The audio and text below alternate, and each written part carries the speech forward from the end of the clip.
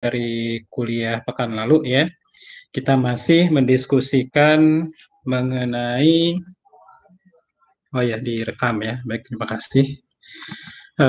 Kita akan melanjutkan tentang stochastic process dan Markov chain ya, terutama yang Markov chain-nya itu ya.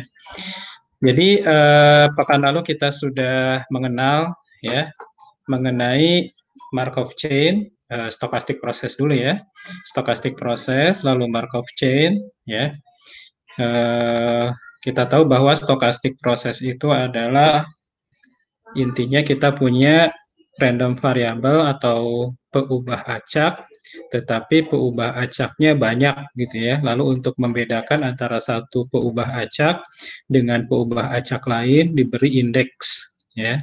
Nah, indeks ini katakanlah T gitu ya. Seringnya indeks ini menunjukkan waktu. Jadi artinya stochastic process itu kita mengamati suatu fenomena atau suatu percobaan ya. Lalu kita mendefinisikan suatu bilangan acak terhadap suatu random variable atau peubah acak terhadap outcome yang ingin kita amati ya. Nah, lalu selama berjalannya percobaan itu kita catat gitu ya. Jadi ada peubah acak pertama, peubah acak kedua, katakanlah peubah acaknya X gitu ya. Jadi ada X1, X2, X3 dan seterusnya. Nah, lalu stochastic process itu banyak jenisnya ya. Nah, salah satunya adalah rantai Markov atau proses Markov ya. Proses Markov itu karakteristiknya adalah probabilitas ya.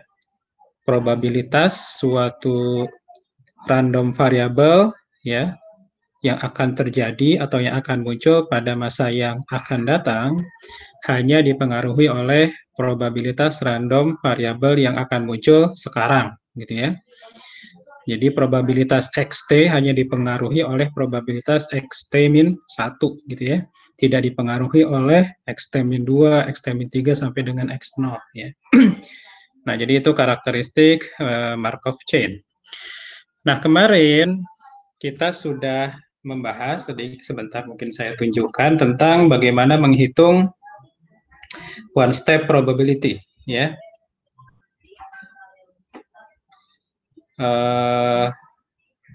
Jadi one step probability ini bisa kemarin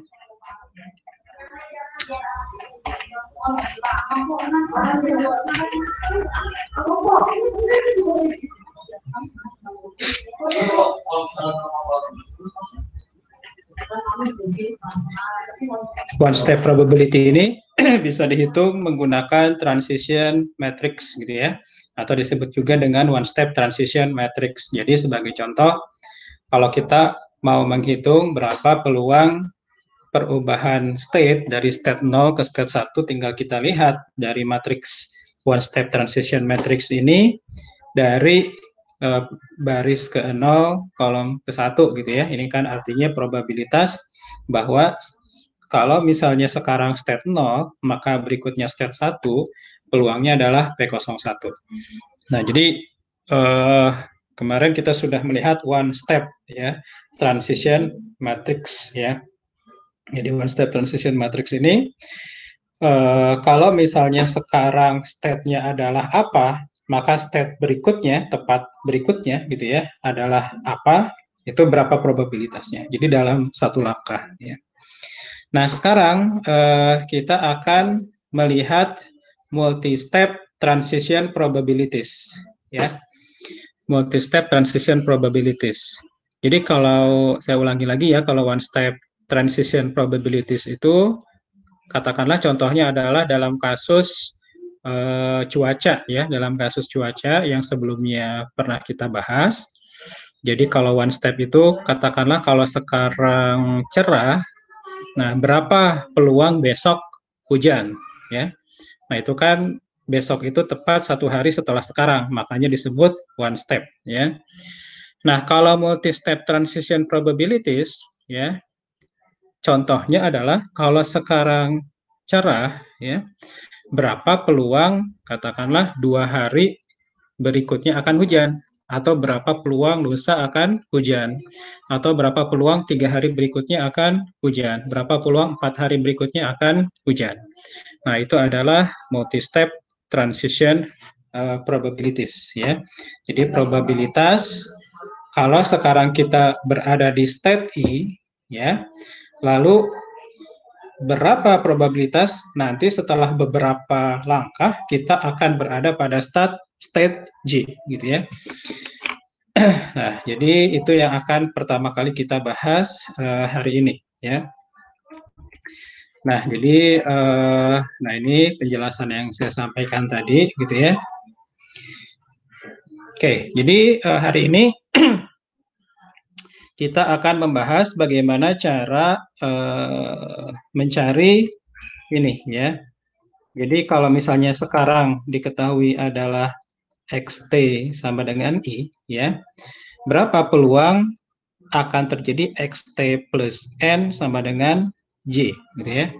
Nah, ini adalah multi step ya, multi step. Oke ya. Nah, kalau single step kan kemarin berapa peluang gitu ya. X ya, T plus 1 sama dengan J gitu ya. Kalau diketahui XT sama dengan I gitu ya. Nah, ini kan hanya satu step ya. Nah, kalau sekarang kita akan melihat yang N step ya. Nah, notasinya untuk menyatakan multi-step probabilities adalah di sini notasinya adalah seperti ini gitu ya. Jadi PIJ dalam di atasnya seperti pangkat dalam kurung N gitu ya. Maknanya adalah berapa probabilitas kalau misalnya sekarang ada di state I, maka N step berikutnya kita berada pada state J ya. Nah, untuk menghitung ini ya, untuk menghitung ini gitu ya, multi step probabilities, multi step transition probabilities ya. Sudah ada persamaannya ya. Nama persamaannya adalah atau rumusnya adalah Chapman-Kolmogorov atau sering disingkat CK atau CK equation ya. Chapman-Kolmogorov equation ya. Oke. Nah, jadi ini akan kita lihat ya. Oke. Nah, berikutnya di sini ada sedikit terminologi ya. Istilahnya adalah stasioner atau stationary ya. Nah, jadi ya jika misalnya suatu Markov chain ya, one step transition probabilities-nya stasioner atau stationary ya, maka n step transition probabilitasnya dapat ditulis sebagai berikut gitu ya. Jadi kan ingat ya tentang istilah stasioner ini ya.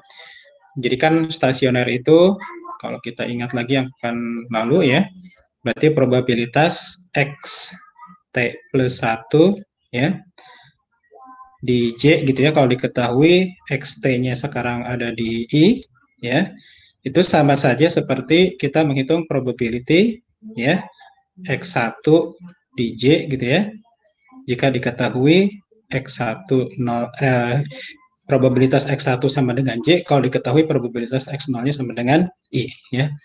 Nah, jadi artinya sama aja gitu ya, antara X0 dengan X1 dengan XT dengan XT plus 1. Nah, kalau misalnya begini ya, one step probabilities-nya stasioner seperti ini gitu ya. Artinya sama semua gitu ya untuk setiap perubahan satu step ya.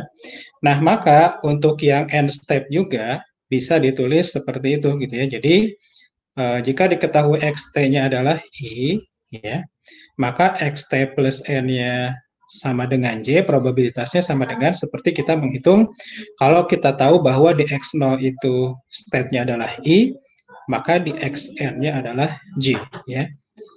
Tidak peduli T-nya berapapun gitu ya, untuk semua T ya. Nah, ini bisa ditulis seperti ini, PIJ N ya.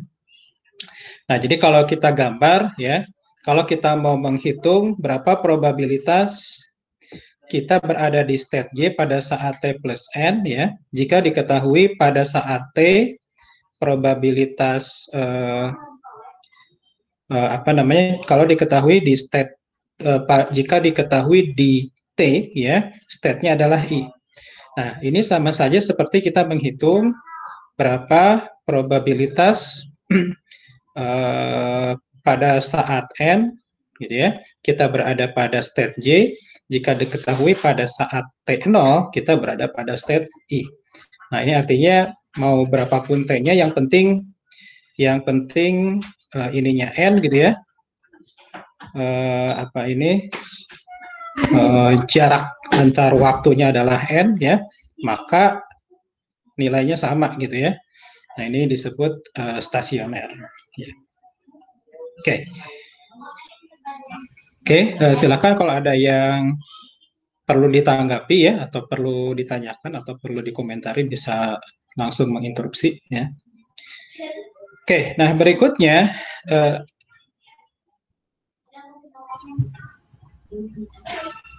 sebentar, ada yang masuk. Oke. Berikutnya adalah kita lihat contoh, ya. Contoh di kasus inventory toko kamera yang kemarin, ya. Nah, mudah-mudahan masih pada ingat nih, ya, yang kasus toko kamera kemarin, ya. Yang kemarin itu kan, nah kita ingat-ingat lagi, yang kasus toko kamera. Jadi kan ada satu toko kamera, gitu ya. Lalu di akhir pekan dia selalu ngecek stok kamera, ya. Dari jumlah stok kamera tersebut, maka diputuskan apakah harus belanja untuk memenuhi stok atau tidak, gitu ya. Nah, aturannya kan kemarin itu kita harus belanja kamera kalau misalnya stoknya habis atau stoknya sama dengan 0, ya.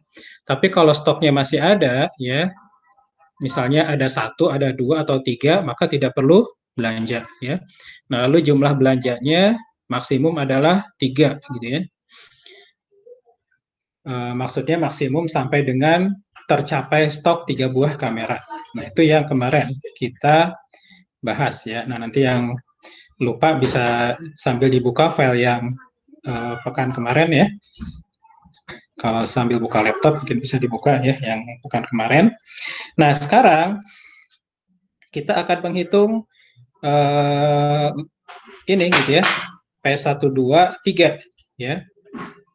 Nah, ini kan maknanya adalah P1, 2 yang di atasnya ada simbol 3 ini, maknanya adalah kalau sekarang kita punya satu kamera, ya, nah maka berapa peluang, ya, akan ada 2 kamera, gitu ya, akan ada 2 kamera, ya, akan ada 2 kamera, tapi untuk dalam waktu 3 pekan, ya. Jadi keadaan pertamanya, state pertamanya kita punya satu kamera, gitu ya. Lalu state tujuannya adalah nanti menjadi 2 kamera. Nah, perubahan satu kamera ke 2 kamera ini dicapai dalam 3 step, ya. Jadi yang ditanyakan adalah berapa peluang kalau sekarang kita punya satu kamera, maka 3 pekan kemudian kita akan punya 2 kamera, itu berapa peluangnya, gitu ya. Nah, ini dari perubahan dari state 1, ya, menjadi state 2, ya, menjadi state 2 dalam 3 pekan, ya. Ini pekan 1, katakanlah ini pekan 2 sampai pekan 3. Nah, ini kemungkinannya banyak, gitu ya. Nah, kemungkinannya banyak, ya. Nah, jadi sebagai contoh, kita mulai di pekan ke-0, ya. Kita punya satu kamera seperti dinyatakan di sini, ya. Nah, lalu karena kita punya satu kamera, sesuai dengan peraturan toko kamera, berarti kan kita nggak usah belanja, ya. Toko kamera nggak usah belanja. Jadi, stok tetap ada 1, ya. Oke, nah kemudian di pekan pertama, ya, ada 2 kemungkinan. Yang pertama, tidak ada yang beli kamera, ya. Kalau tidak ada yang beli kamera, maka stok kamera akan tetap di angka 1, kan, ya. Karena nggak ada yang beli, ya, tidak ada demand. Nah, tapi kalau ada yang beli kamera, ya, karena kameranya cuma ada 1, ya, maka otomatis kalau ada yang beli, stok kamera di akhir pekan berikutnya adalah 0. Ya. Nah, ini ada dua kemungkinan kan ya. Ada dua kemungkinan untuk di pekan kedua. Ya. Nah, ini pekan pertama ya. Nah, lalu di pekan kedua, nah tergantung. Kalau misalnya keadaan akhir pekan pertama atau awal pekan kedua kita punya satu kamera, ya. Nah, berarti gimana? Ya, berarti tidak belanja kan ya? Kalau cuma punya satu kamera, ya. Nah, tidak belanja. Nah, maka dari sini terusannya, kalau di sini tidak belanja sehingga stok kamera tetap ada satu, maka di pekan kedua kalau ada yang beli dia berubah menjadi 0, gitu ya. Ini kalau ada yang beli di pekan kedua. Nah, tapi kalau di akhir pekan pertama kita sudah habis stok kamera sehingga stok kamera 0, maka otomatis kita harus belanja ya. Jadi di sini di awal pekan kedua gitu ya atau akhir pekan ketiga di sini sebetulnya kita sudah punya 3 stok kamera ya. Nah, sehingga dari sini gitu ya ada beberapa kemungkinan. Yang pertama adalah tetap di angka 3, artinya tidak ada yang belanja ya. Jadi setelah kita memenuhi stok kamera dengan belanja 3 item kamera, berikutnya itu tidak ada yang beli kamera sehingga state-nya tetap di 3. Yang kedua adalah ada yang beli kamera 1 unit gitu ya. Nah, sehingga stok kameranya jadi ada 2 ya. Lalu ada yang memborong kamera katakanlah ya, beli semua kameranya sehingga stok kamera habis ya. Nah, ini kemungkinan-kemungkinan nih. Oke ya. Nah, nah sebetulnya ini kayaknya sih ada yang kurang ya. Jadi kalau misalnya di akhir pekan pertama stok kameranya tinggal 1 kan bisa aja tidak ada yang beli ya. Tidak ada yang beli. Jadi mungkin ini ada kemungkinan tetap di stok kamera 1 gitu ya. Nah, jadi ini mungkin bisa juga ke sini gitu ya. Oke. Nah, kemudian berikutnya di pekan ketiga ya. Nah, di pekan ketiga dari state baik dari state 0 bisa ke 3 ya. Ini berarti kalau begitu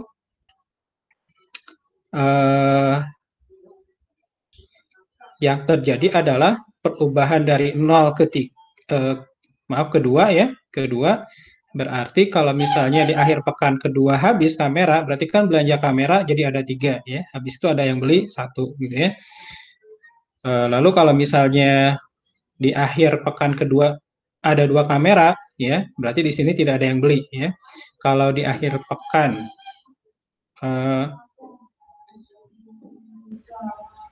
oh ya, state ini nggak mungkin ya, karena tidak mungkin dari 1 kamera jadi naik 2 kamera ya. Oke, jadi ini saya hapus. Oke. Nah, ini nggak mungkin ya, karena kan targetnya adalah kita harus di pekan ketiga punya 2 stok kamera ya. Nah, jadi seperti itu ya. Oke.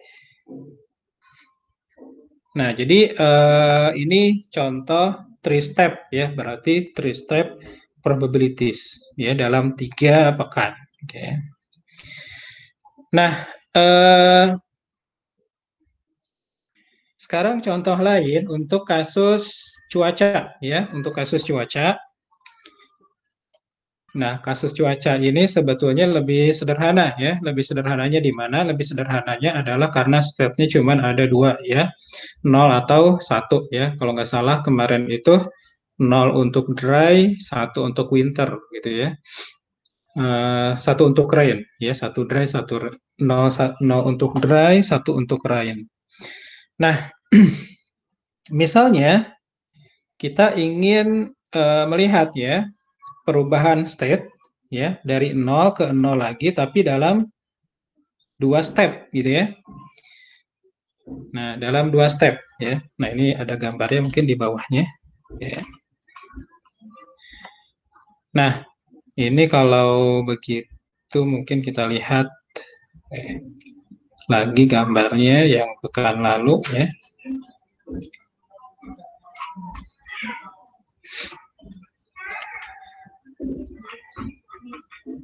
ini ya. Nah, jadi kita ingin tahu berapa peluang ya.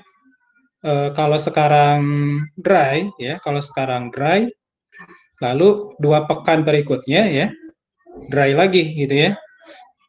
Nah, ini kan dari 0 ya, perubahan dari 0 ke 0 lagi gitu ya dalam 2 step ya. Kan ada beberapa kemungkinan gitu ya berdasarkan state transition diagram atau berdasarkan transition matrix ini gitu ya. Jadi dari 0 ke 0 ada beberapa kemungkinan kan ya. Yang pertama adalah 0 ya ke 0 dulu ya, 0 ke 0 lagi ya untuk step yang pertama, lalu habis itu ke 0 lagi ya. Atau bisa juga dari 0 ke 1 ya, baru habis itu balik lagi ke 0 ya. Jadi ada 2 kemungkinan ya. Nah, jadi nah itu yang dimaksud dari pernyataan yang di bawah ini ya. Nah, jadi untuk 0 ke 0 dalam 2 step ya. Jadi caranya ada 2. Yang pertama 0 ke 0 dulu gitu ya. Habis itu 0 ke 0 lagi atau 0 ke 1 habis itu dari 1 balik ke 0 sehingga total 2 step ya. Nah, sehingga untuk menghitung berapa peluang jika sekarang kita berada di state 0, maka 2 langkah berikutnya kita tetap ada di state 0 ya, atau dinotasikan seperti ini ya. Maka cara menghitungnya adalah berarti kita harus menghitung ini gitu ya. Ini langkah atau opsi yang pertama ya. Ini opsi yang kedua ya. Nah, opsi yang pertama ini kan langkah pertama adalah kita bergerak dari 0 ya ke 0 lagi. Dan habis itu dilanjutkan dengan langkah yang kedua dari 0 ke 0 lagi ya. Atau ya, nah ingat ya yang compound probability di pertemuan pertama ya. Jadi untuk menggabungkan 2 probabilitas ditambahkan ya.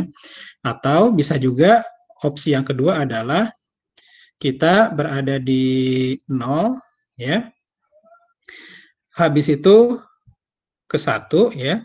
Nah, kemudian dari 1 kita balik lagi ke 0. Nah, ini sehingga kita peroleh rumus ini gitu ya. Two step probability untuk 0 ke 0 dalam 2 langkah ya. Nah, sebetulnya yang baru saja kita tulis ya adalah salah satu bentuk ya, salah satu bentuk proses perhitungan multi-step probability dalam hal ini 2 step ya, menggunakan rumus Chapman-Kolmogorov atau CK tadi ya. Nah, jadi kira-kira seperti itu. Oke, sampai sini dulu. Ada yang ingin ditanyakan?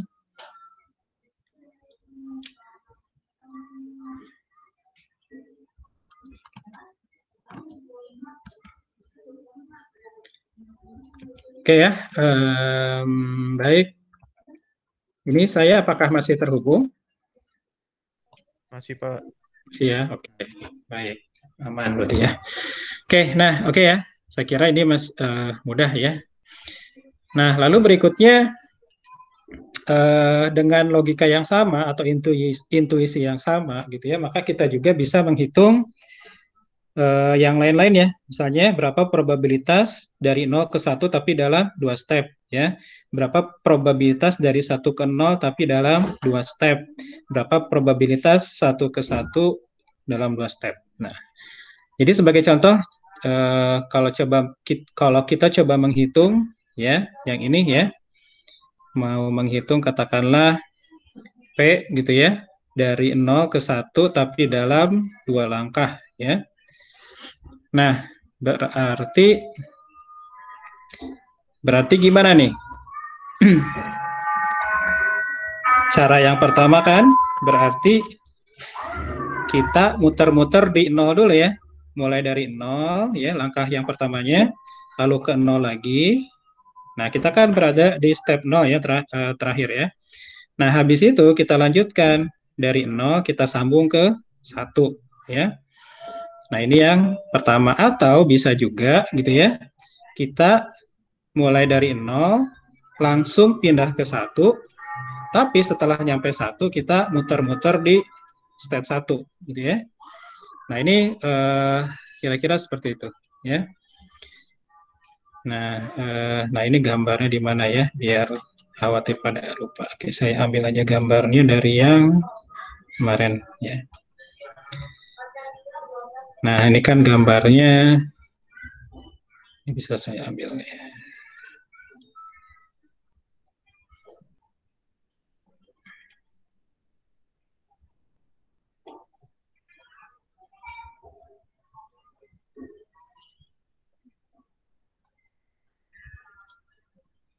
Ya, yang ini ya, gambar ininya, gambar state transition diagramnya. Oke, picture. Nah, ini aja deh.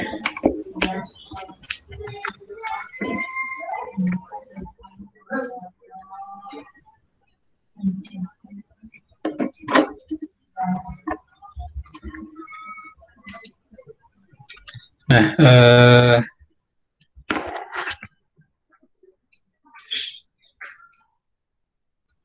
nah, ini kan gambarnya kemarin ya.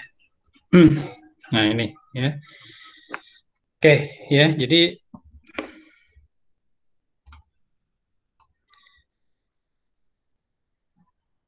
kalau kita mau menghitung ini gitu ya. Menghitung ini ya caranya tadi ya, ada dua cara. Kita dari 0 ke 1 tapi dalam dua step ya. Opsi yang pertama adalah kita tetap di 0 dulu ya untuk langkah yang pertama, habis itu pindah ke 1 atau pindah ke 1 ya. Dari 0 ke 1 habis itu di 1 muter-muter gitu ya. Nah, lalu kalau mau menghitung P00 sudah ya, P01 sudah. Nah, P10 nih. P10 ya. P10 dalam dua langkah. Nah, ini gimana nih? Berarti sekarang ada di 1, lalu dalam dua langkah ada di 0 ya. Maka opsinya apa aja? Sama ya opsinya. Yang pertama ya, katakanlah kita berada di 1 ya. Nah, habis itu ya.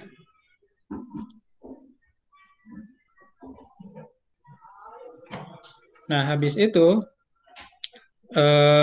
yang misalnya kita ambil dulu ya di 1 ya, habis itu tetap ada di 1 ya. Nah, langkah kedua ya, kita mulai dari 1 ya, habis itu pindah ke 0 ya. Jadi langkah pertama tetap di state 1, habis itu langkah kedua pindah ke 0. Atau cara yang kedua ya, bisa juga dengan kita ya dari 1 langsung pindah ke 0, setelah nyampe di 0 kita tetap berada di step 0 dengan mengikuti panah yang ini ya. Nah, begitu juga dengan P11 ya. Nah, kalau P11 jadi kita berada di step 1 tetapi dalam dua step gitu ya. Nah, ini langkah pertamanya adalah tentunya bisa tetap di P11 ya. P11 satu langkah, P11 lagi satu langkah ya, atau bisa juga kita ke 0 dulu ya, habis itu balik lagi ke 1 ya. Oke, nah ini ya, kalau kita tulis dalam bentuk matriks ya, ini tuh sebenarnya bisa disusun ya. Yang P00 ya, yang P00 ini ya, tadi cara menghitungnya adalah ini maksudnya kita ya berpindah state dari 0 ke 0 dalam dua step ya. Nah, ini cara menghitungnya adalah yang tadi ya, yang pertama kali kita hitung ya. Jadi yang ini ya, P00 kali P00 ditambah P01 dikali P10 ya. Lalu yang mana nih? Yang P1, misalnya yang ini dulu deh, P01. P01 itu kan yang ini ya. Nah, lalu P10 yang ini ya. Nah, kemudian P11 adalah yang ini ya. Nah, ini matriks ini dinotasikan dengan ini gitu ya. Disebut sebagai two-step ya, two-step transition probabilities ya. Jadi matriks transisi peluang tapi untuk dua langkah, untuk two step ya. Oke. Nah, kalau Anda amati ya, kalau Anda amati sebenarnya ini ya, nilai ini itu ya, nilai yang ini ya, nilai yang ini sebetulnya diperoleh dengan mengalihkan matriks ini dengan matriks ini lagi atau mengkuadratkan matriksnya gitu ya, mengalihkan sekali gitu ya. Jadi ini itu diperoleh dari ya matriks ini gitu ya, P00 ya, P01, P10, P11 ya, dikalikan dengan dirinya sendiri gitu ya. Dikalikan dengan P00, P01, P10, P11 ya. Nah, ini untuk menghitung two-step transition matrix ya. Ya ini kalau kita kalikan kan baris kali kolom ya, maka dapat P00 dikali P00 ditambah P01 dikali P10 dapat ini gitu ya. Terus untuk menghitung yang kedua ya P01 ya, maka caranya adalah sama gitu ya. Berarti yang ini kali ini gitu ya. Nah, jadi kira-kira seperti itu. Jadi untuk yang menghitung P01 berarti baris ini kali kolom ini ya. P00 dikali P01 ditambah dengan P01 kali P11 dapat yang ini gitu ya. Nah, jadi intinya kalau kita mau ngitung two step ya udah tinggal dikalikan matriksnya sebanyak ya dikalikan sekali ya dengan dirinya sendiri. Oke.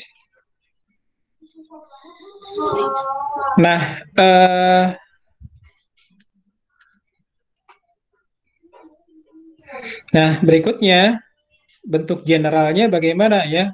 Bentuk general untuk two-step transition probabilities ya.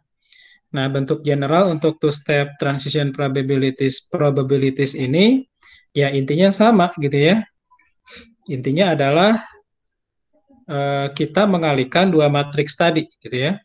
Jadi tinggal mengalihkan untuk menghitung two-step probabilities ya untuk Markov chain apapun ya. Cara menghitungnya tinggal mengalihkan matriks dengan matriks yang sama gitu ya atau P kuadrat ya. Nah, atau kalau dinotasikan dalam notasi sigma ya setiap transisi ya untuk dua step ya caranya adalah dengan menjumlahkan semua kemungkinan ya untuk perpindahan dari state I ke state Y, tetapi perpindahan ini akan melalui state K. Nah, K-nya ini semua kemungkinan dihitung ya. Nah, jadi kira-kira seperti itu. Nah, berikutnya nah, sekarang yang end step ya. Kalau yang tadi kan cuma dua langkah. Nah, sekarang bagaimana kalau kita ingin menghitung perubahan state ya, probabilitas perubahan state untuk n langkah ya. Katakanlah bagaimana kalau kita mau menghitung kalau kasus cuaca tadi, kalau sekarang cerah, maka 3 hari kemudian hujan, itu peluangnya berapa gitu ya. Atau kalau sekarang cerah, seminggu berikutnya atau 7 hari berikutnya, peluang hujan seperti apa. Nah, ini bisa pakai rumus and step transition probabilities ya. Jadi dalam n langkah ya. Nah, jadi ya arti dari n step ini ya, kalau misalnya kita punya Markov chain atau Markov proses yang state-nya ada sebanyak 0 sampai M ya, 0 sampai M state-nya ya. Maka makna dari n step transition dari state I ke state Y artinya adalah bagaimana caranya atau berapa banyak cara ya kita beralih dari state I ke state Y tetapi dalam n langkah gitu ya. Nah, untuk menghitung ini ya bisa pakai rumus Chapman-Kolmogorov seperti yang tertulis di sini, ya. Nah, maknanya adalah kalau kita sekarang ada di state I, ya, lalu mau ke state J, maka cara menghitungnya adalah bisa kita bayangkan ya dari state I, ya, dari state I, lalu ingin ke state J, tetapi dalam n step, step 1, step 2, terus gitu ya, sampai dengan step n. Nah, ini berapa peluangnya dari state I, lalu ke state J, ya. Jadi berapa peluang kita akan berada di state J dalam n step, gitu ya. Nah, strategi yang dilakukan dalam persamaan Chapman-Kolmogorov ini adalah sebelum kita mencapai state J, maka kita akan mencapai state antara dulu, katakanlah state K, gitu ya. Dari state K baru lanjut ke state J, ya. Nah, makanya di sini kalau kita lihat di persamaan ini, ya, kita menjumlahkan semua probabilitas, ya. Probabilitas, yakni pertama kita mencapai, kita melakukan perubahan state dari state I ke state K dalam M step, ya, dalam M langkah, lalu dilanjutkan dengan perubahan dari state K ke state J dalam N dikurangi M langkah, gitu ya. Nah, jadi dari sini ke sini dulu kita hitung, ya, ini dilakukan dalam M langkah, ya. Lalu dari sini ke sini dilakukan dalam N dikurangi M langkah, gitu ya. Jadi ini lanjut ini, gitu ya. Lalu kan K ini kemungkinannya banyak ya. K ini kemungkinannya ya sesuai dengan jumlah state-nya. Bisa di antara 0, 1 sampai dengan M, gitu ya. Nah, ini Chapman-Kolmogorov, ya. Nah, jadi nanti kalau kita lihat ya pada akhirnya adalah kalau kita menghitung probabilitas ya perubahan state dari state I ke state J dalam n langkah ya pada akhirnya itu sama saja kita seperti menghitung matriks probabilitas yang single transition ya yang single step transition tetapi dipangkatkan sebanyak n ya. Nah, nanti penjelasannya ada di halaman berikutnya ya. Nah, ini ilustrasi seperti yang saya gambarkan tadi ya.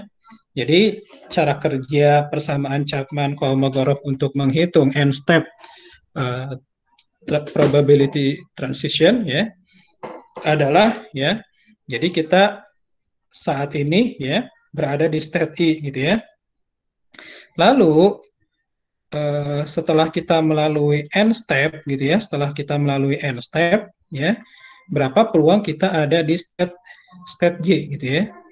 Nah, caranya adalah dari I ke J ini ya, dari I ke J ini ya, maka kita harus melalui state antara dulu ya. Kita harus melalui state antara dulu. Nah, yang di tengah-tengah ini ya. Nah, state antara yang ada di tengah-tengah ini.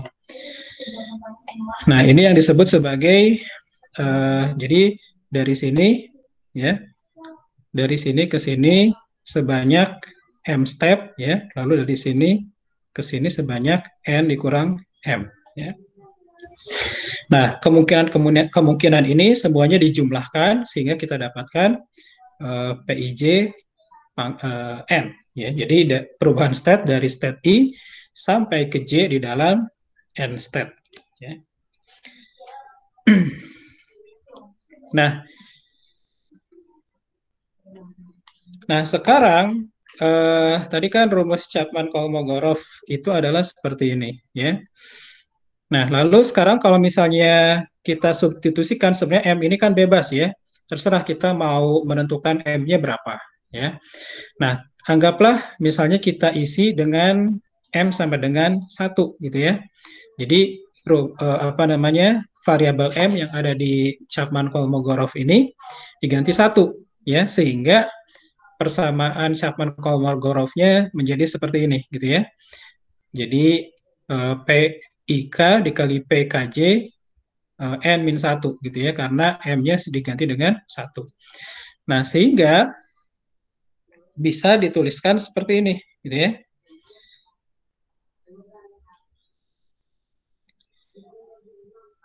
Nah, bisa dituliskan seperti ini, ya, P dikali P N-1, ya. Nah, sementara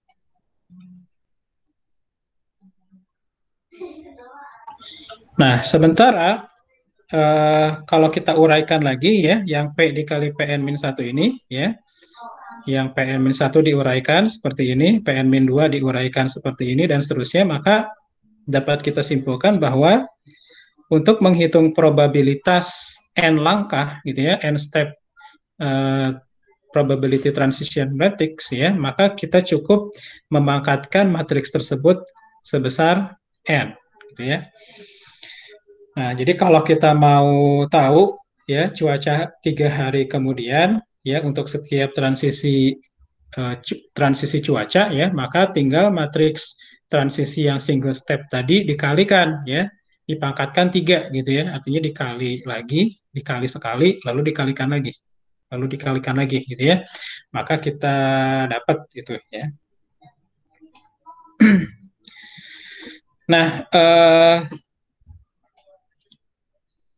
Nah, lalu bagaimana cara menggunakan persamaan Chapman-Kolmogorov ini? Ya, yang pertama adalah kita harus punya dulu ya one step transition probability matrixnya, ya, yang kita ketahui, gitu ya. Nah, ini biasanya dapat diperoleh dari masalahnya ya atau dari soalnya, ya. Nah, lalu untuk menghitung n step-nya tadi ya, maka kita mengalihkan matriks ya, mengalihkan matriks atau memangkatkan matriks sebesar n ya. Nah, kalau matriksnya besar, maka kita mungkin perlu bantuan kalkulator ya. Nah, lalu untuk menemukan ya probabilitas perpindahan dari state I ke state J dalam n langkah, maka kita tinggal tulis aja ya elemen yang ingin kita lihat. Nah, contoh ya. Misalnya kita ingin menghitung two step ya, two step transition probability matrix untuk yang cuaca kemarin, gitu ya. Nah, caranya adalah karena kita disuruh menghitung two step, maka tinggal kita pangkatkan 2 matriks yang single step transition probability-nya. Nah, yang ini kan yang single step ya. Nah, ini dipangkatkan 2, maka kita dapat seperti ini. Nah, dari sini kita bisa baca nih ya, misalnya kalau sekarang sunny gitu ya, lalu 2 hari kemudian itu rainy gitu ya. Ini kan hari pertama, ini hari kedua gitu ya. Nah, peluangnya adalah 0,65 berarti ya. Jadi kalau sekarang kalau sekarang cerah, lusa hujan, itu peluangnya adalah 0,65. Kalau sekarang cerah, lusa cerah lagi, peluangnya 0,35. Kalau sekarang hujan, lusa cerah 0,26. Kalau sekarang hujan, lusa hujan lagi, peluangnya 0,74 ya. Nah, ini yang two step. Nah, lalu ini contoh yang inventory ya. Jadi contoh inventory ini misalnya kita ingin tahu perubahan state ya, perubahan state dari jumlah kamera ya dalam 2 pekan gitu ya. Nah, berarti kita menghitung P2 gitu ya. Caranya ya udah ini tinggal dikuadratkan ya, matriks yang single step transition probability dikuadratkan sehingga dapat ini gitu ya. Nah, sehingga katakanlah kita bisa menghitung ya. Kalau sekarang kameranya kosong, tidak ada stok, maka 2 pekan kemudian kameranya menjadi 1 gitu ya. Nah, ini peluangnya berapa? Jadi kalau misalnya kameranya sekarang tidak ada, lalu berapa peluang di akhir pekan kedua jumlah kamera sama dengan 1? Ya udah tinggal kita lihat aja. Ini kan baris ke 0, ini kolom ke 1, maka nilainya adalah 0,286. Jadi peluang kita akan berada di state 1 kalau 2 pekan sebelumnya ada di state 0 adalah 0,286 ya. Nah, perlu dicatat bahwa meskipun di matriks single state ya, maaf, di matriks single step transition probability ada yang nilainya 0, bukan berarti di matriks n step probability-nya akan 0 juga. Contohnya, ya, untuk nilai yang ini gitu ya, ini perubahan state dari state 1 ke state 2 ya. Jadi ini ya. Kalau di single state P12 ini nilainya 0 ya. Tapi di P2 ya, 12 nilainya adalah 0,233. Nah, ini ada nilainya ya. Nah, saya kira ini logis. Kenapa logis ya? Nah, kita harus ingat lagi kasus inventory tadi ya. Kalau misalnya di akhir pekan kita punya satu kamera ya, maka ini makna yang ini ya, maka di akhir pekan berikutnya itu tidak mungkin jadi ada dua kamera. Kenapa nggak mungkin? Karena kalau ada satu kamera kan aturan dari toko kamera kemarin kita nggak usah belanja ya. Nah, karena tidak belanja maka stok di pekan ini ke sini gitu ya, kameranya tetap ada satu. Tidak mungkin di akhir pekan tiba-tiba jadi nambah dua. Yang ada ya adalah berubah menjadi nol atau habis atau tetap di satu gitu ya. Nah, makanya ini nilainya nol. Nah, kemudian, nah tapi kalau perubahan state ya dari satu kamera ya, satu kamera ya. Nah, ini pekan pertama ya. Nah, lalu habis itu menjadi dua. Nah, ini sangat memungkinkan. Memungkinkannya gimana? Berarti satu kamera habis itu ada yang beli ya, sehingga di akhir pekan pertama jadi nol kamera gitu ya. Nah, karena nol kamera maka harus beli stok ya, sehingga di awal pekan kedua kamera menjadi 3 gitu ya. Nah, di sini dalam perjalanan pekan kedua ada yang beli satu unit sehingga terakhir state-nya ada 2 gitu ya. Nah, jadi yang perlu dicatat adalah seperti itu. Jadi nilai 0 ya di single step transition probability belum tentu akan 0 juga pada n step transition probability ya. Oke. Nah, ini penjelasan yang tadi ya. Jadi yang tadi ya belum tentu 0 ya. Kalau meskipun di single step-nya adalah 0 ya. Meskipun di single step-nya adalah 0 ya. Nah, belum tentu di n step-nya ya. Oke, nah berikutnya adalah unconditional probability ya. In state J at time n. Nah, kalau yang n step probability ini kan asumsinya kita itu mengetahui state awalnya apa ya. Jadi contohnya tadi kalau kita ingin menghitung berapa peluang dalam 2 pekan ke depan gitu ya, cuaca akan hujan ya, state-nya 1, kalau sekarang cerah ya. Nah, ini state sekarangnya itu diketahui nih ya. Nah, sekarang pertanyaannya bagaimana kalau kita ingin punya informasi berapa peluang ya 2 hari ke depan akan hujan. Tidak peduli state sekarangnya apapun, mau cerah, mau hujan, pokoknya kita mau tahu 2 hari ke depan hujan aja gitu ya. Sekarang mau cerah kayak mau hujan kayak gitu ya. Berapa peluang 2 hari ke depan cuacanya akan rainy gitu ya. Nah, ini kita sebut sebagai melakukan unconditional probability gitu ya. Nah, bagaimana caranya ya? Nah, caranya adalah berarti semua kemungkinan harus dihitung ya.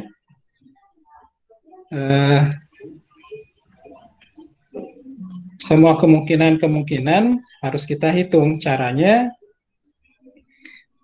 ini ya, ini seperti rumus yang mungkin Anda ingat ya di pertemuan pertama ya, law of total ya probability ya. Nah, nanti silakan Anda buka lagi ya.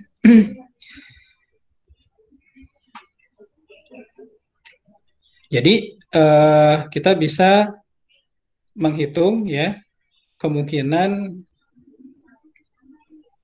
apa namanya ya, kita bisa menghitung kemungkinan suatu event terjadi dengan memecah-mecah ya kemungkinan event tersebut ya sesuai dengan uh, pembentuk dari event tersebut gitu ya. Nah, sebagai contoh nah, ini kan sebenarnya kita menjumlahkan semua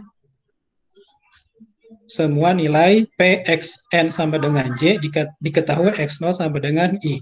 Ya, dikali dengan PX 0 sama dengan I. Ya. Nah, kalau Anda amati, nah ini menghitung apa nih? Yang seperti ini.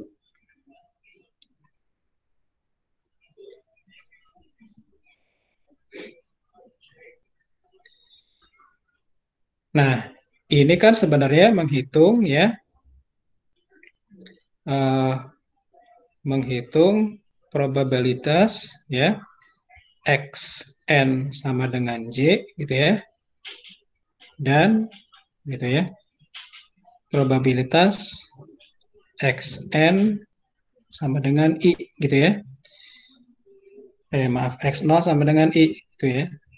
Nah, jadi berapa probabilitas di hari ke nolnya adalah di waktu ke nolnya adalah I ya, dan di hari ke N-nya adalah J gitu ya, state yang terjadi.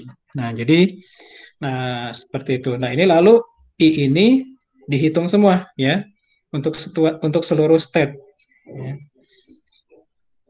Nah, jadi ini untuk melakukan unconditional probability.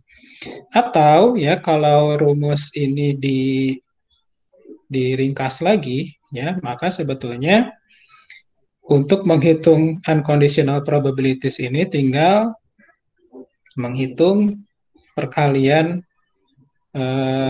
matriks ya PIJN, matriks n step probabilities dari I ke J, lalu dikalikan dengan PX0 sama dengan I ya. Oke. Nah, untuk mengetahui yang unconditional ini ya, maka kita harus punya informasi dulu ya berapa peluang untuk masing-masing state ya pada waktu ke nol atau pada permulaan gitu ya. Jadi kita harus punya atau harus mendefinisikan initial state distribution ya. Initial state distribution. Nah, ini untuk menghitung unconditional probability. Nah, contoh misalnya dalam kasus inventory gitu ya. Nah, dalam kasus inventory ini ya, state-nya itu kan state yang bisa diterima hanya 3 ya, yakni tidak punya kamera, hanya punya 1 kamera, punya 2 kamera, punya 3 kamera. Nah, kita harus punya nilai probabilitas ya, probabilitas berapa peluang di waktu ke 0 state-nya adalah 0. Ini kita harus tahu berapa nilainya gitu ya. Dan juga yang lain ya, PX0 sama dengan 1 nilainya berapa gitu ya, dan seterusnya. Nah, kalau misalnya tidak diketahui berapa peluang masing-masing ini, yakni berapa peluang di hari pertama pengamatan, ya, jumlah kamera 0, jumlah kamera 1, jumlah kamera 2, dan jumlah kamera 3, maka bisa saja kita asumsikan bahwa peluangnya itu adalah equally likely, ya. Nah, equally likely itu artinya semua outcome ini atau semua state ini, ya, atau semua nilai random variable ini punya peluang kemunculan yang sama. Artinya ini seperempat, ini seperempat, ini seperempat, ini seperempat, gitu ya. Nah, sehingga ketika ditanya, ya, berapa peluang, ya, berapa peluang bahwa kita akan memesan berapapun jumlah kameranya dalam 2 pekan, ya. Jadi P order in 2 weeks, ya. What is the probability that we order any camera in 2 weeks, ya. Berapa peluang kita memesan suatu jumlah kamera ya di dalam 2 pekan, ya. Berarti kita menghitung P order in 2 weeks, ya. Nah, eh, untuk menjawab pertanyaan ini ya, di sini kan yang ditanya adalah berapa peluang dalam 2 pekan ke depan kita akan memesan kamera gitu ya. Dalam 2 pekan ke depan kita akan memesan kamera. Nah ini kan kita tidak diberitahu ya stat sekarang itu kameranya ada berapa ya. Apakah kameranya ada 0 ya? Apakah kameranya ada 1, 2, atau 3 ya? Jadi stat X0-nya itu nggak tahu berapa. Yang pasti nanti di X2 ya kita akan memesan kamera ya. Kita akan melakukan order ya. Nah, kalau berdasarkan peraturan kita melakukan order kalau misalnya apa? Kalau misalnya kita tidak punya kamera gitu ya di akhir pekan kedua ya. Nah, artinya kita itu ingin menghitung ya berapa probabilitas di pekan kedua gitu ya kita tidak punya kamera karena kan di sini ditanyanya adalah kita harus order ya. Nah, jadi kira-kira seperti ini yang ingin ditanyakan ya. Nah, maka menggunakan rumus yang tadi ya untuk menghitung ini gitu ya. Nah, kita bisa pakai yang sigma ini gitu ya. Nah, jadi caranya adalah tinggal PX00 ya. Jadi probabilitas di awal pekan pertama tidak punya kamera ya. Ini untuk kasus kalau misalnya initial probability untuk X sama dengan 0 ya adalah PX00 lalu dikalikan dengan P00 dalam 2 step ya. Lalu ditambah PX0 sama dengan 1 dikali dengan P10 ya. Dalam 2 step ditambah dengan PX0 sama dengan 2 dikali dengan P20 dalam 2 step dan PX0 sama dengan 3 dikali dengan P30 dalam 2 step. Oke, nah jadi ini berarti ini kan maknanya adalah kalau sekarang kita berada di step 0 ya, maka 2 langkah berikutnya kita akan ada di step 0 ya, berapa ya. Lalu kalau sekarang kita berada di step 1, lalu 2 tahap berikutnya ada di step 10, itu berapa ya, dan seterusnya. Ini dapat nilainya 0,283. Nah, ini unconditional probabilities. Oke. Nah, berikutnya adalah steady state probabilities ya. Nah, steady state probabilities ini kita ingin mengetahui berapa peluang ya, berapa peluang kita itu akan berada di state tertentu dari suatu Markov chain ya dalam kurun waktu yang lama gitu ya. Jadi kita melakukan beberapa kali perubahan state ya, n perubahan state ya, dengan n ini nilainya besar ya, sangat besar ya. Nah, maka berapa probabilitasnya ya? Nah, jadi sebagai contoh dalam kasus inventory tadi, kalau kita menghitung P8 ya, berarti kita menghitung 8 step probability ya, 8 step probability transition matrix, maka kita peroleh matriksnya seperti ini. Nah, kalau kita amati ya, state 0 ya, itu punya peluang yang sama gitu ya. Semuanya 0,286 ya. Jadi bisa kita katakan dalam 8 step, berapapun kita mulainya, apakah mulai dari step 0, dari step 1, step 2, step 3, ya, maka peluang kita berada di step 0 dalam 8 step itu nilainya sama semua, 0,286, gitu ya. Nah, kemudian untuk step 1 juga sama, ya, 0,285 semua nih. Nah, ini semuanya berhenti atau konvergen di satu angka gitu ya. Nah, ini disebut sebagai steady state probability. Nah, jadi kalau dari sini kita bisa melihat ya bahwa ya ini ya dalam 8 step ya peluang bahwa kita akan punya kamera sebanyak 0 adalah 0,286. Dalam 8 step kita punya satu kamera, peluangnya adalah 0,285 ya. Nah, ini disebut steady state probability.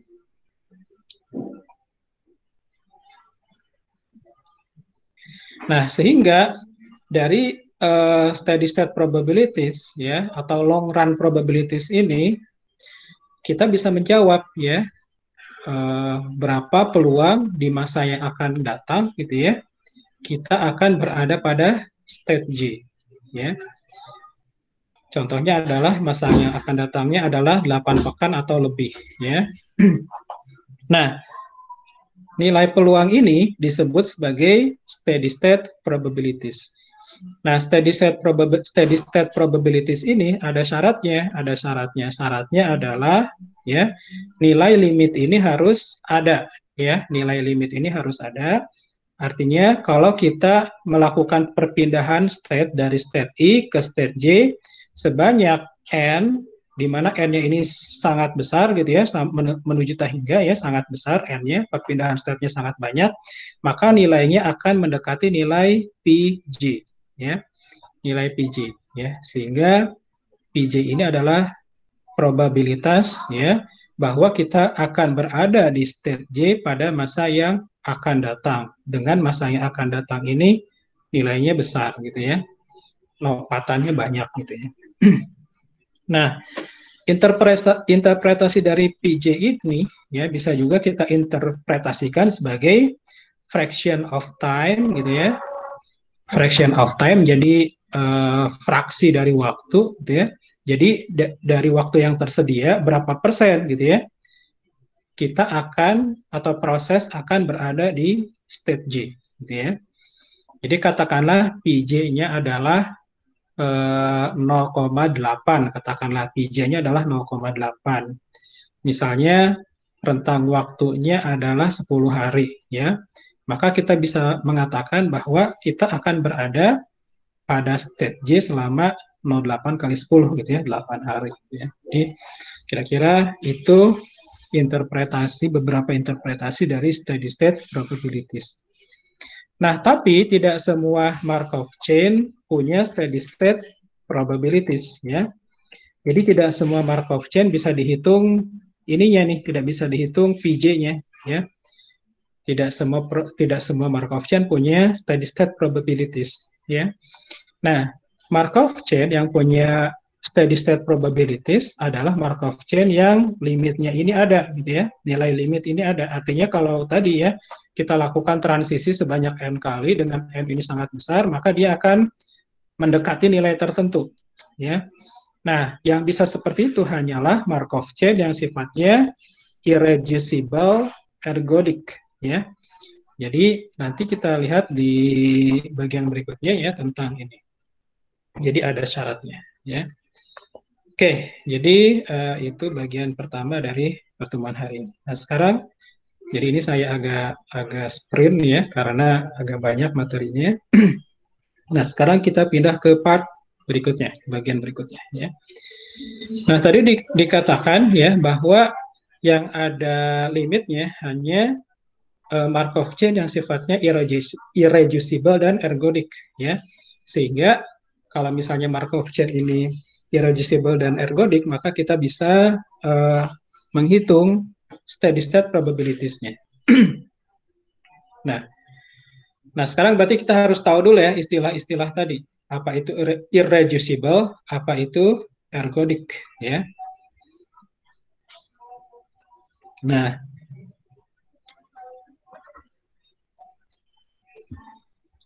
pertama kita lihat dulu yang irreducible ya. Nah, ini ceritanya juga cukup panjang ya. Nah, untuk sampai ke pemahaman tentang irreducible, maka kita harus mengenali dulu mengenai state classification atau klasifikasi state ya. Nah, jadi kalau kita punya state dalam suatu Markov chain, nah state ini bisa diklasifikasi, bisa dikelas-kelaskan, bisa dikelompok-kelompokkan ya. Nah, sebelum ke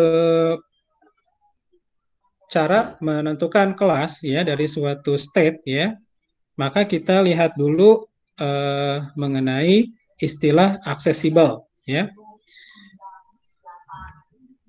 Nah, jadi di sini ada istilah accessible ya.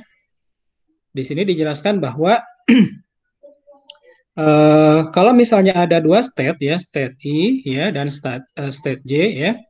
State J ya dikatakan accessible ya. State J dikatakan bisa diakses dari state I ya jika probabilitas perpindahan dari state I ke state J dalam n langkah itu nilainya lebih dari 0.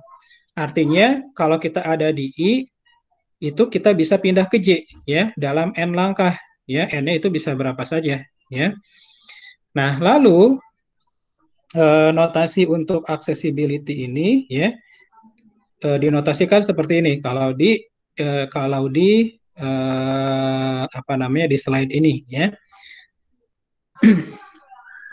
Nah, kemudian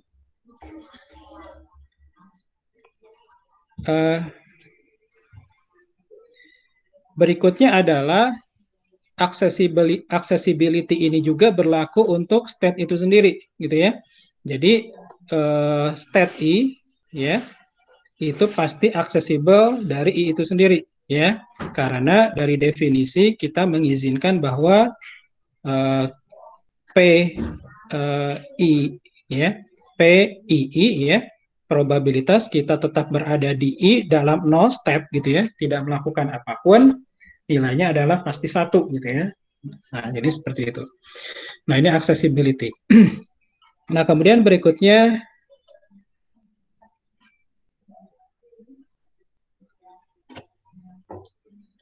contoh ya, misalnya kita punya sebuah Markov chain ya. Markov chain ini punya state transition diagram seperti ini. Nah, ini ada pertanyaan ya. State mana yang aksesibel dari state 0 ya. Nah, ini coba diperhatikan ya. State mana saja yang aksesibel dari state 0, state mana saja. Kita ada di state 0. Nah, dari state 0 kita bisa menjangkau state mana aja.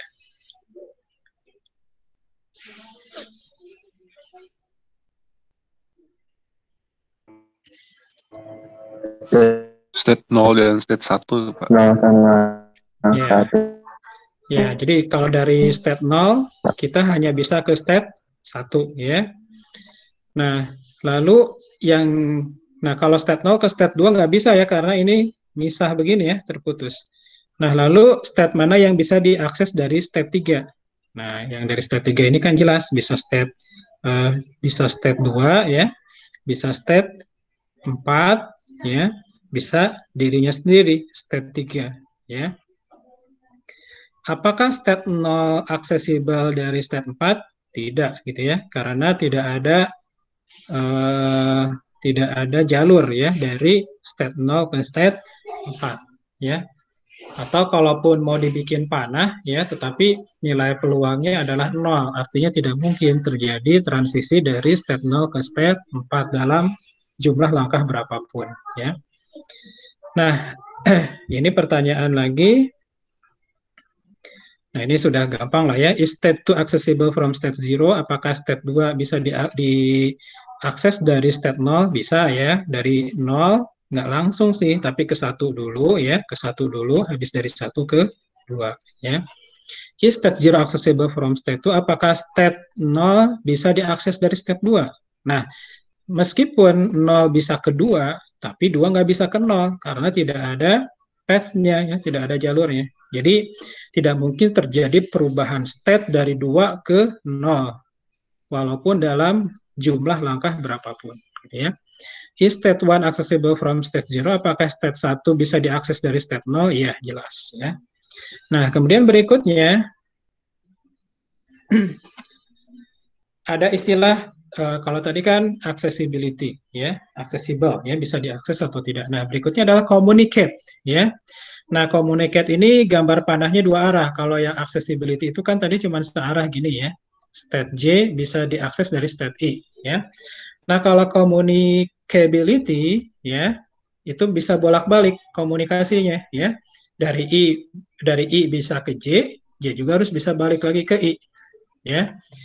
Nah, jadi langsung saja ke contohnya, ya. Dalam dalam contoh-contoh step diagram berikut, ya, kita lihat mana saja yang punya communicability. Nah, dalam kasus pertama yang punya communicability adalah 0 dengan 1, ya. 0 bisa ke 1, 1 bisa ke 0, gitu ya. Nah, lalu yang berikutnya mana lagi, ya? 2, ya, 3, 4, ya. Jadi 2, 3 dia communicable, ya. 2 bisa ke 3, 3 bisa ke 4. 3 ke 4 juga communicable, 3 ke 4, 4 ke 3 bisa. Nah, ini untuk communicability ini berlaku transitif, jadi ya, berlaku transitif. Ya, transitif itu ini kan 2, ya, punya communicability dengan 3. 3 punya communicability dengan 4, maka dengan kata lain 2 juga punya communicability dengan 4 atau bisa berhubungan dengan 4, ya. Nah, itu transitif. Nah, ini contoh yang lain saja. Nah, sehingga, ya, sekarang baru kita masuk ke definisi kelas state atau state class, ya. Nah, di sini didefinisikan bahwa untuk state classes ini dua state, ya, dikatakan berada dalam kelas yang sama. Tadi, ya, intinya kita punya satu Markov chain, di dalamnya ada beberapa state. Lalu kita ingin mengklasifikasikan state-state tadi, mana yang masuk dalam satu kelas yang sama, mana yang tidak, gitu ya. Nah, dua state dikatakan masuk ke kelas yang sama jika kedua state tersebut communicate with each other, ya. Jika dua state itu bisa bolak-balik, ya, bisa punya communicability tadi, ya. Nah, katakanlah kalau state I dan state J ini communicate each other, ya. Nah, artinya state I dan state J ini berada pada kelas yang sama, ya.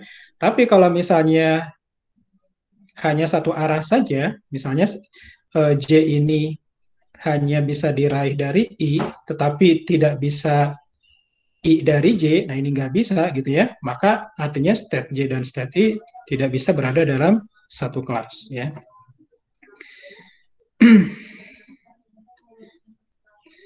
Nah, sehingga state-state, ya, di Markov chain itu bisa dipartisi, bisa dipecah-pecah menjadi kelas-kelas yang disjoint atau kelas-kelas yang terpisah, ya.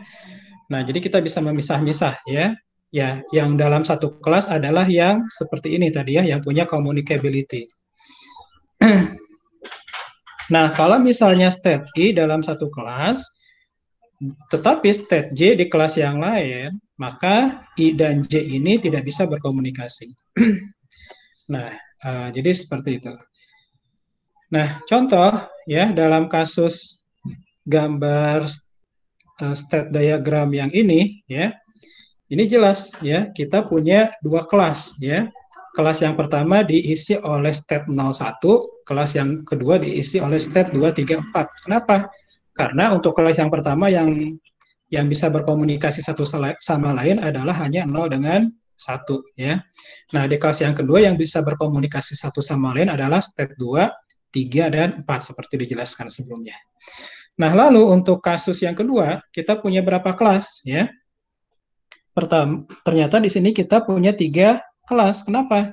Karena kalau kita lihat di sini yang bisa berkomunikasi bolak-balik, ya, punya communicability adalah ya dia ke dianya sendiri, gitu ya. 0 ke 0, ya. 1 ke 1, 2 ke 2. Tapi kalau 0 ke 1, 0 ke 1 bisa. Tapi 1 ke 0 nggak bisa, gitu ya. 1 ke 2 bisa, 2 ke 1 nggak bisa, apalagi 0 ke 0 lagi tetapi lewat 1, ya, atau lewat 2, ya. Nah, sehingga di sini dapat disimpulkan bahwa kelas, ya, dari Markov chain yang example 2 ini bisa dipartisi, gitu ya, bisa dipecah menjadi 3 kelas. Ini kelas yang pertama, ini kelas 2, ini kelas 3. Nah, untuk contoh Markov chain yang contoh 1 bisa dipartisi menjadi 2 kelas. Ini kelas yang pertama, ini kelas yang kedua. Nah, berikutnya ini adalah contoh Markov chain yang kemarin, yang kasus Gambler's Ruin ini ya, yang contoh Gambler's Ruin ya. Nah, ini kalau kita analisis, maka Markov chain ini bisa dipartisi menjadi 3 kelas. Ini kelas yang pertama, ini kelas yang kedua, ini kelas yang ketiga ya. Nah, kemudian tadi ya, untuk menghitung ya, untuk menghitung steady state probability ya dari suatu Markov chain, syaratnya adalah Markov chain tersebut yang pertama adalah irreducible ya. Nah, syarat yang pertama adalah irreducible. Tadi kan kita ingin menghitung probabilitas jangka panjang gitu ya. Probabilitas jangka panjang ya dari suatu Markov chain. Nah, probabilitas jangka panjang ini hanya bisa dihitung kalau tadi ya nilai limitnya ada. Nah, nilai limitnya ada kalau Markov chain itu irreducible. Nah, irreducible ini artinya adalah kalau semua state ya itu semuanya masuk ke hanya satu kelas ya, semuanya masuk ke satu kelas. Jadi semua state harus belong to one class, masuk ke satu kelas. Artinya dia tidak bisa dipotong-potong menjadi beberapa kelas, ya, tidak bisa dipartisi, ya. Artinya apa? Dengan kata lain, artinya all states communicate with each other, ya. Artinya setiap state dapat berkomunikasi satu sama lain. Nah, nah jadi itu intinya, ya. Oke. Nah, ini adalah contoh Markov chain yang irreducible. Nah, contoh yang weather, ya, yang cuaca, ya. Nah, kalau kita lihat di sini, ya ini semuanya communicability ya, punya communicability. Dari state 0 ke state 1 bisa, state 1 ke state 0 bisa juga. Nah, berarti semua state ini berada dalam satu kelas ya. Nah, untuk yang inventory juga sama gitu ya. Semua state ini kalau Anda coba analisis ya dari mana-mana bisa gitu ya. Jadi step 0, 1, step 0, 1, 2, 3 semuanya berada dalam satu kelas ya. Nah, ini memenuhi syarat irreducible. Oke. Nah, berikutnya yang harus kita lihat adalah masalah periodicity ya. Nah, jadi kita sudah tahu ya, syarat pertama untuk mengetahui steady state probability adalah yang pertama adalah masalah irreducible ya. Nah, berikutnya syarat yang kedua tadi ya, kalau nggak salah namanya ergodic ya. Nah, ergodic ini apa gitu ya? Nah, ergodic ini adalah gabungan dari beberapa properties. Nanti kita lihat dulu di bagian terakhir ya. Kita lihat dulu ya.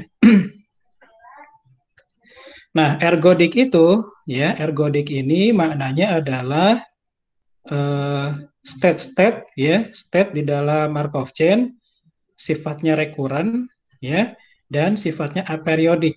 Nah, sekarang kita akan melihat dulu apa itu aperiodic gitu ya. Untuk mengetahui ergodic ini ya. Nah, untuk sampai ke aperiodic ini kita lihat dulu tentang periodicity ya, tentang periodicity ya. Nah, periodicity itu artinya kita bisa kembali ke suatu state ya dalam berapa langkah. Contoh gitu ya. Kalau kita sekarang berada di state 1 ya, maka kita akan kembali ke state 1 lagi dalam berapa langkah ya. Jawabannya bisa 2, bisa 4, bisa 6, bisa 8 karena kita lihat ya.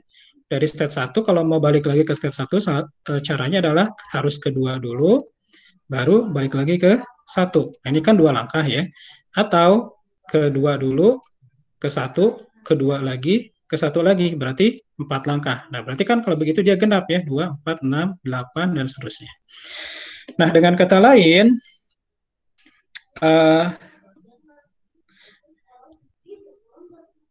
state 1 ini ya punya periode ya, punya periode 2 ya. Jadi state 1 periodenya adalah 2 ya, perulangannya adalah 2. Nah, jadi kira-kira seperti itu. Nah, kemudian kita lihat state yang lainnya ya, state yang lainnya. Misalnya state 0. Nah, kita bisa berada di state 0 ya, pertama dalam satu langkah gitu ya. Lalu kita berada di state 0 lagi, bisa juga di dalam 2 langkah, berarti 1, 2 ya. Bisa 3 langkah, bisa 4 langkah dan seterusnya ya. Nah, kalau kita lihat ya, nah makna periodik ini ya, makna periodik ini adalah nilai greatest common denominator atau GCD gitu ya. Atau kalau dulu di SD SMP kita kenalnya FPB gitu ya, faktor persekutuan terbesar ya. Nah, itu adalah nilai periodicity-nya ya. Jadi nilai periodicity ini adalah nilai GCD dari kemungkinan step-step yang bisa dilakukan untuk terjadi perulangan ya. Kembali ke contoh yang state 1 tadi, kita bisa berada di state 1 dalam 2 langkah, 4 langkah, 6 langkah, 8 langkah, dan seterusnya. Nah, ini kalau dicari FPB-nya ya, atau GCD-nya, greatest common denominator atau faktor persekutuan terbesarnya nilainya adalah 2. Nah, berarti periodenya adalah 2. Nah, kalau ini kan untuk state 0 nilainya 1, 2, 3, 4 ya. FPB dari ini semua ya pasti adalah 1. Maka periodenya adalah 1. Nah, kalau suatu kelas ya, kelas state punya periode 1, maka disebutnya adalah aperiodic ya. Nah, jadi aperiodic ini maknanya adalah periodenya adalah 1 ya. Nah, tadi berarti kita sudah tahu ya, salah satu komponen dari ergodik ini dia harus aperiodic ya. Jadi periodenya hanya 1. Nah, lalu yang harus kita ketahui adalah periodicity ini ya. Nanti ada di halaman berikutnya kalau nggak salah, periodicity ini adalah properti ya. Properti dari kelas gitu ya. Properti dari kelas ya. Jadi bukan dari state ya. Nah, jadi kalau kita ingat ya, yang Gambler's Ruin ini kan kita bisa partisi menjadi 3 kelas ya. Jadi kelas 0, kelas yang pertama anggotanya hanya state 0 saja, lalu kelas kedua isinya adalah state 1 dan 2, lalu kelas ketiga isinya adalah state 3. Nah, periodicity untuk kelas yang ini adalah 2 ya. Jadi kalau Anda cek untuk state 2 juga sama gitu ya, periodicity-nya 2 juga. Untuk state 0 periodicity-nya 1, berarti dia aperiodic ya. Untuk state 3 untuk kelas 3 periodicity-nya juga 1, berarti dia aperiodic juga ya. Nah tadi ya periode itu adalah GCD ya, FPB dari semua kemungkinan langkah agar dia bisa kembali lagi ke state I. Okay. Dan periodicity ini adalah class property dari kelas, ya, bukan property dari masing-masing state. Nah, lalu aperiodic ini tadi ya, kalau GCD-nya 1, ya, disebut sebagai aperiodic. Nah, contoh, nah nanti Anda bisa amati ini ya.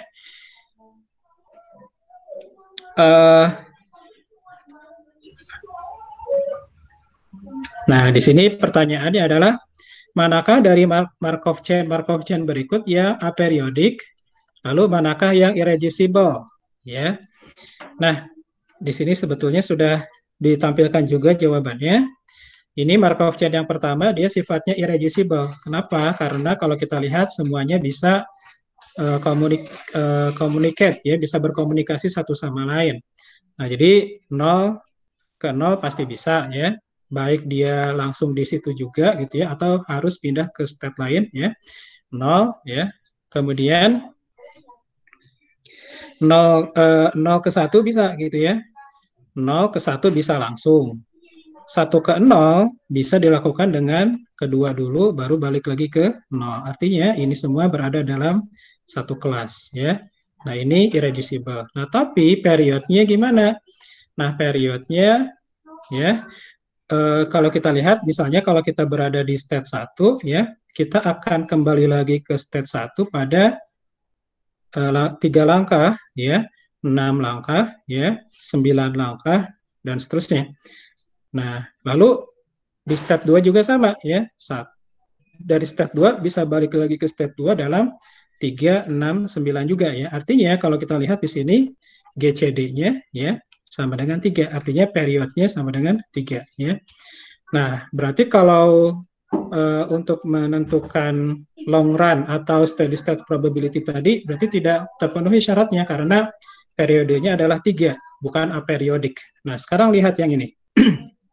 Nah, yang ini kalau kita lihat dia irreducible, ya, karena semua state bisa berkomunikasi dengan state yang lain, ya.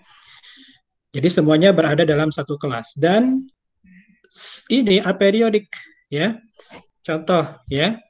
Dari state 0 kita bisa balik ke state 0 lagi dalam 1 langkah, 2 langkah bisa, 3 langkah bisa, dan seterusnya. Ya, berarti FPB-nya atau GCD-nya 1, ya. Nah, kalau Anda cek yang lain juga sama gitu ya, dari state 1 karena semuanya dalam satu kelas, ya. Dari state 1, ya. Nah, dari state 1 ini kan balik lagi ke state 1 lagi, kalau berdasarkan gambar ini bisa dalam 2 langkah, ya. Dari sini ke sini, ya. Bisa juga dalam 3 langkah, ya. Dari sini 0 balik lagi ke sini 3 langkah, ya.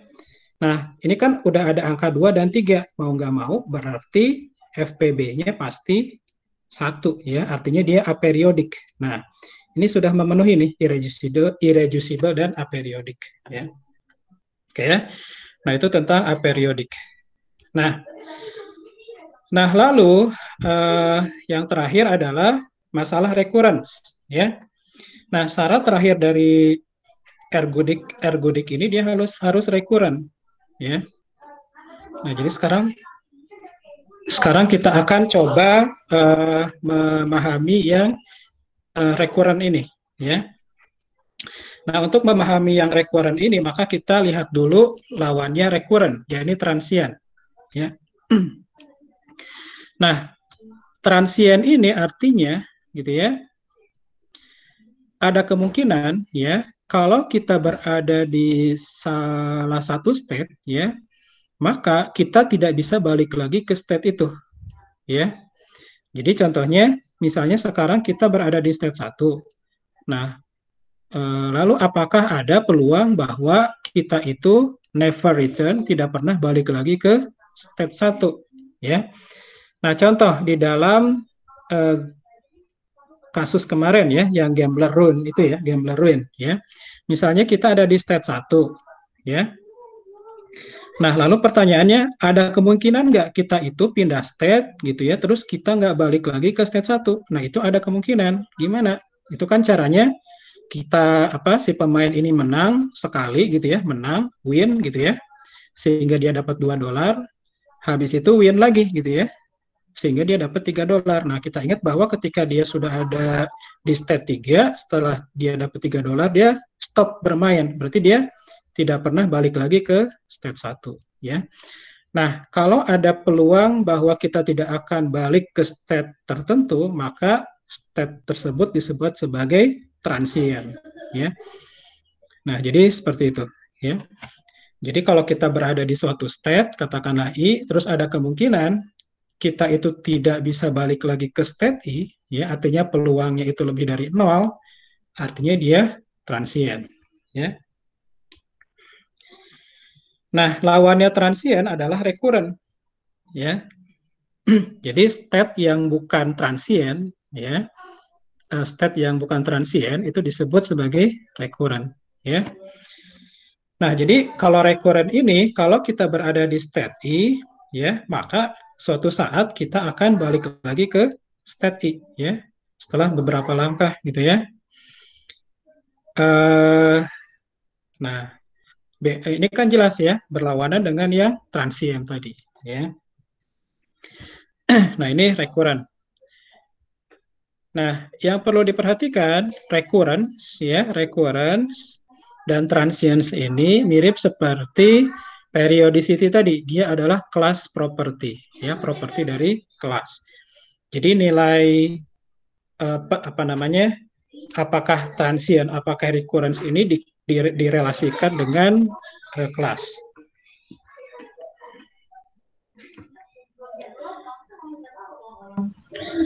Nah, ini contohnya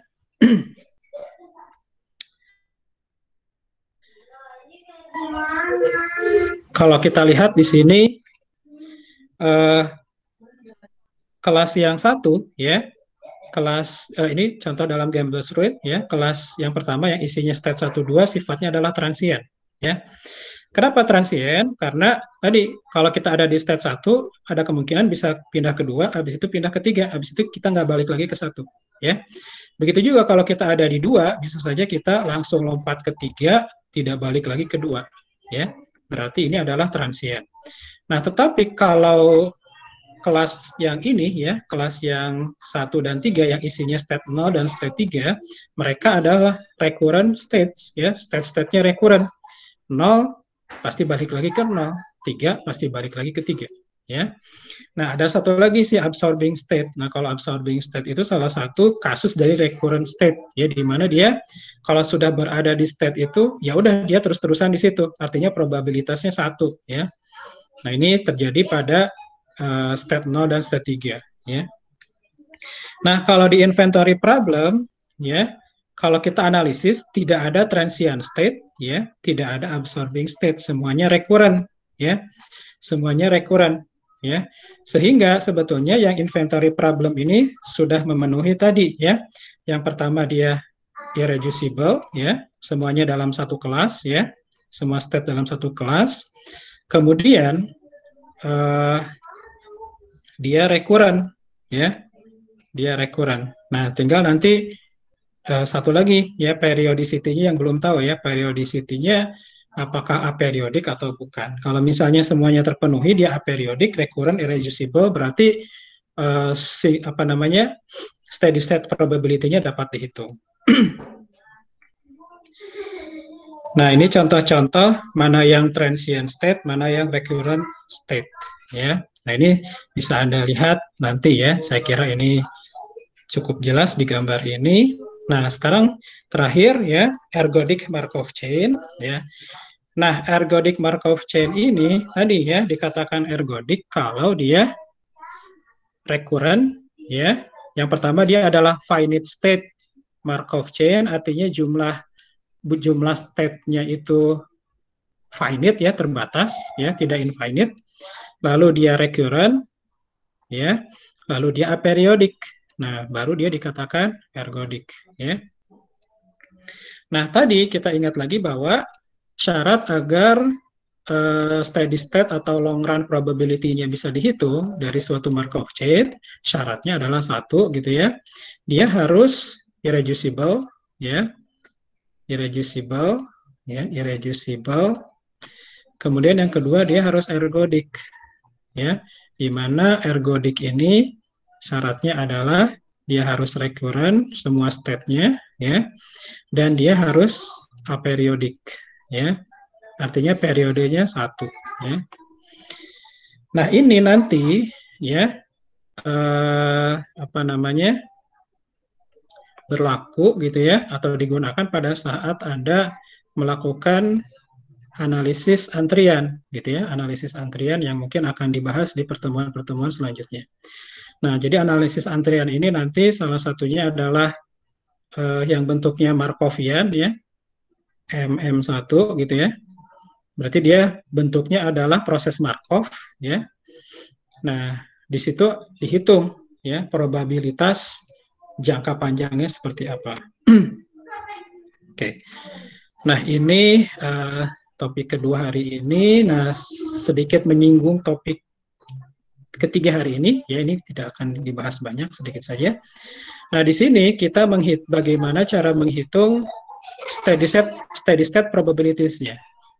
Nah, cara menghitung steady state probabilities-nya intinya nanti Anda harus menyelesaikan persamaan linear, gitu ya. Jadi dari persamaan linear ini nanti Anda bisa tahu berapa probabilitas sistem, berapa probabilitas Markov chain ini dalam jangka panjang akan berada di state 0, ya, P0. Berapa probabilitas Markov chain ini dalam jangka panjang akan berada di state 1, ya. Nah, untuk dapatkan nilai-nilai ini, Anda harus menyelesaikan persamaan linear ini, gitu ya. Nah, ini saya kira petunjuknya cukup jelas dan nanti bisa Anda pelajari sendiri mungkin, ya. Oke, nah ini ada contohnya juga untuk yang kasus sederhana. Ini hanya ada 2 state untuk yang kasus cuaca kalau nggak salah ya. Hanya ada state 0, 1 ya. Nah, untuk ngitung steady state probability-nya, nah ini mana? Nah ini ya contohnya untuk yang kasus cuaca tadi ya. Nah, jadi kita bikin persamaan linear ya, pakai rumus yang tadi, lalu dihitung ya dari persamaan linear ini berapa nilai P0-nya ya, berapa nilai P1-nya gitu ya. Nah, dari sini diketahui bahwa P0-nya 3/4, P1-nya 1/4. Artinya dalam jangka panjang ya, cuaca dry ini lebih mungkin dibandingkan cuaca hujan kalau dalam kasus cuaca yang ini. Kira-kira itu ya untuk pertemuan keempat hari ini. Ya mungkin tidak semuanya dapat dijelaskan. Nanti harapan saya Anda bisa mencoba melihat kembali ini. Ya. Baik. Sampai sini dulu. Ada yang ingin disampaikan? Jadi kalau tidak ada yang ingin disampaikan, saya kira untuk pekan depan insya Allah mulai diisi oleh Pak Heru ya untuk kuliahnya. Jadi kemungkinan akan dilanjutkan dengan teori antrean ya, queuing teori. Nah, mudah-mudahan apa yang saya sampaikan hingga pekan ini bisa jadi landasan gitu ya. Ketika Anda belajar queuing teori nanti atau teori antrian nanti.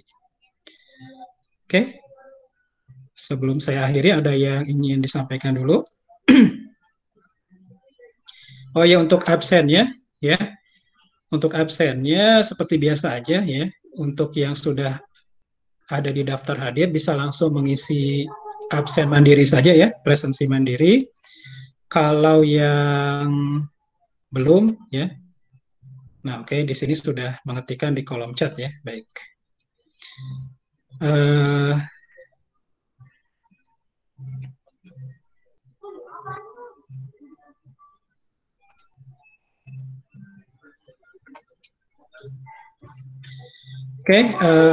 Kalau tidak ada yang ingin disampaikan lagi, baik, ada yang mau menyampaikan sesuatu? Ini Pak, mau bertanya masalah untuk rekaman perkuliahannya Pak. Mungkin bisa di ini Pak, di permission untuk downloadnya dibuka Pak, jadi kita bisa download videonya.